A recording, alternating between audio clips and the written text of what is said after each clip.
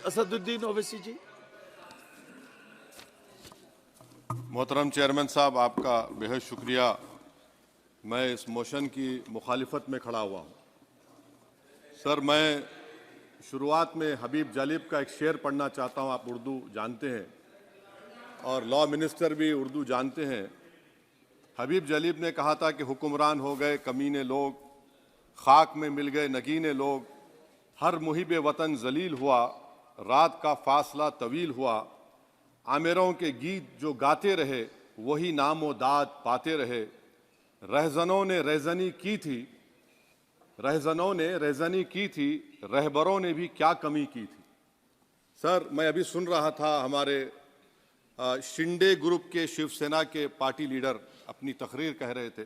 कहा कि 6 दिसंबर में जब बाबरी मस्जिद को शहीद किया जा रहा था तो उस वक्त के वजीर आज़म नरसिम्हा राव पूजा कर रहे थे, आप ही ने कहा, और कहा कि वो डिस्टर्ब नहीं करना। तो ये बड़ा अजीब मौका है कि बीजेपी की ताईदी पार्टी ये कह रही है कि नरसिम्हा राव ने कहा कि मुझे डिस्टर्ब मत करो, मैं पूजा कर रहा हूं, और जिसने रथ यात्रा निकाला, इन दोनों को मोदी सरकार ने इस मुल्क का सबसे बड़ा सिविलियन अवार्ड दे दिया, सबसे बड़ा सिविलियन अवार्ड दे दिया। तो ये बताता है कि इंसाफ जिंदा है या जुल्म को बरकरार रखा जा रहा है। तीसरी बात यह है कि सर, इस ऐवान में सियासी पार्टियां आएंगी चले जाएंगी, आप आए मैं आया हम भी चले जाएंगे, मैं जमीन की गिजा बन जाऊंगा, ये ऐवान तो बाकी रहेगा। मगर सर, मैं ताजुब कर रहा हूं कि लोकसभा मुख्तलिफ आवाजों में कैसे बोल सकता है। लोकसभा तो एक ही आवाज में बोलना चाहिए, और लोकसभा भी भारत के संविधान आइन के बेसिक स्ट्रक्चर का ताबे है। और सर, ये इसलिए कह रहा हूं कि 16 दिसंबर को ये ले कर देता हूं, 16 दिसंबर 1992 को इसी लोकसभा ने एक रेजोल्यूशन पास किया था। आप इजाजत दीजिए तो मैं पढ़ता हूं सर। दिस हाउस, अच्छा, ये गुलाम नबी उस वक्त के मिनिस्टर थे, आज नहीं है, उनका नाम नहीं लेना चाह रहा था। This house strongly and unequivocally condemns the desecration and demolition of the Babri Masjid at Ayodhya by and at the instigation of forces represented among others by VHP, RSS and the Bajrang Dal, which has caused communal violence in the country. Such act of vandalism was carried out not only in violation of order of Supreme Court, but amounted to an attack on the secular foundations of our country. This House expresses anguish at the happenings and wishes to reiterate its resolve that it will ceaselessly endeavor to uphold the secular and democratic traditions of our country and for the maintenance of rule of law. और एक paragraph मैं नहीं पढ़ूंगा।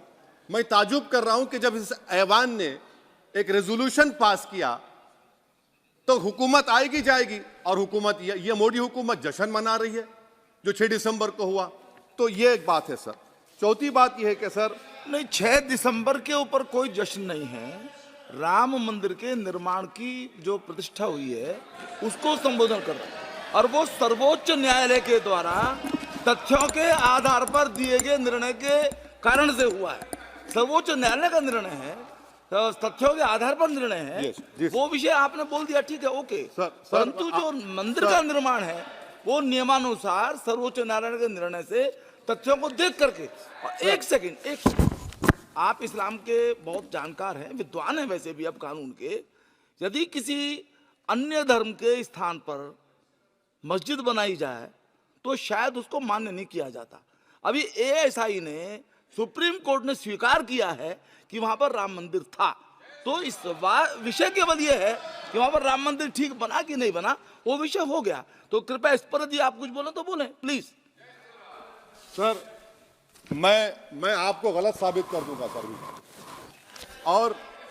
और मैंने रुक तो जाइए बड़ी इज्जत के साथ सर, मैं आपकी बड़ी इज्जत करता हूं सर। आपको मैं कोट कर रहा हूं सुप्रीम कोर्ट का जजमेंट, पैराग्राफ 1222 रोमन 17, उसमें लिखा गया है, the destruction of the mosque took place in breach of the order status को and the assurance given to this court, the destruction of the mosque and obliteration of Islamic structure was an egregious violation of the rule of law. Egregious का मतलब जो छोटी मोटी अंग्रेजी में आती है वो क्रिमिनल एक्ट कहा। और सर आपने कहा था कि वहां पर मंदिर को तोड़कर बनाया गया। सर मैं आपके सामने ये तमाम चीजें लेकर दूंगा, सुप्रीम कोर्ट के जजमेंट के पैराग्राफ्स हैं जिसमें सुप्रीम कोर्ट ने एएसआई की रिपोर्ट को नकारा। उन्होंने कहा कि मंदिर को तोड़कर मस्जिद नहीं बनाई गई थी।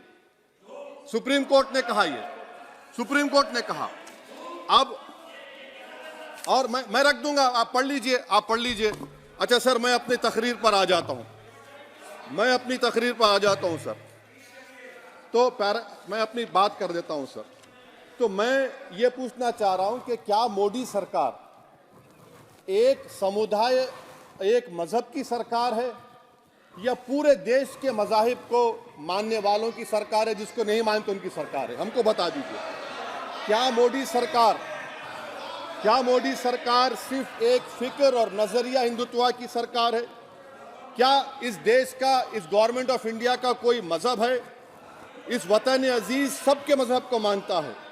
सर मेरा मानना है कि इस देश का कोई मजहब नहीं है। क्या ये सरकार 22 जनवरी का पैगाम देकर ये बताना चाहती है कि एक मजहब को दूसरे मजहब के मानने वालों पर गलबा और कामयाबी मिली? क्या आइन इसकी इजाजत देता है?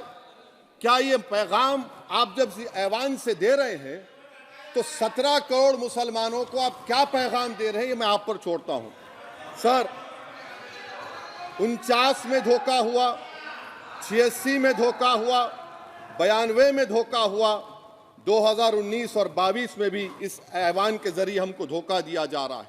और अफसोस के साथ कहना पड़ता है सर कि मुस्लिम अक़लियत को हमेशा ये कहा गया कि तुमको भारत के शहरी बरकरार रहने के लिए एक बहुत बड़ी कीमत तुमको चुकानी पड़ेगी, और हम पर इल्जाम लगा दिया गया।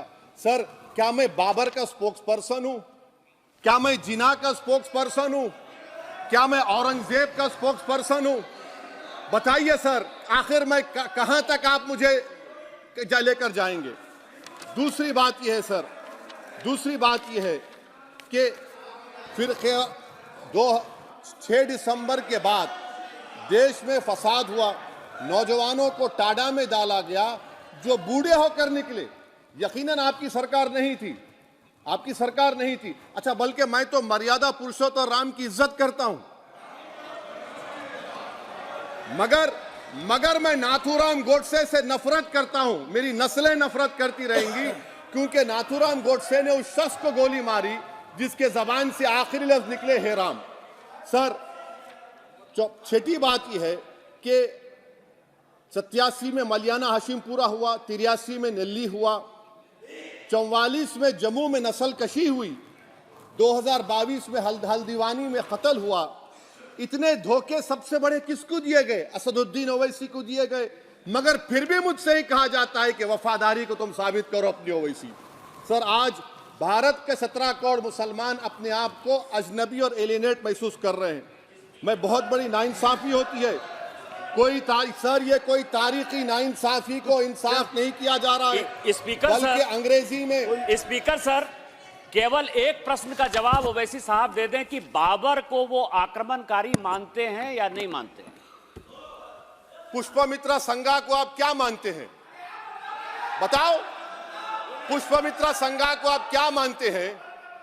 जम्मू के वो कश्मीर के वो राजा को क्या मानते हैं जिसके पास एक फौज थी मंदिरों को तोड़ने के लिए? आप क्या मानते हैं?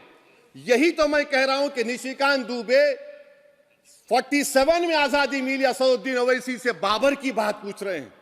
तुम गांधी की बात पूछते, तुम बोस की बात पूछते, तुम जलियांवाला बाग की बात पूछते, तुम काला पानी में जो मुसलमान शहीद हो गए उनकी बात पूछते, मगर बाबर की बात पूछी जाती है। तो सर मैं आपको बता रहा था, खामखा डिस्टर्ब किए सर, मुझे मेरा वक्त ले लिए निशिकांत दुबे।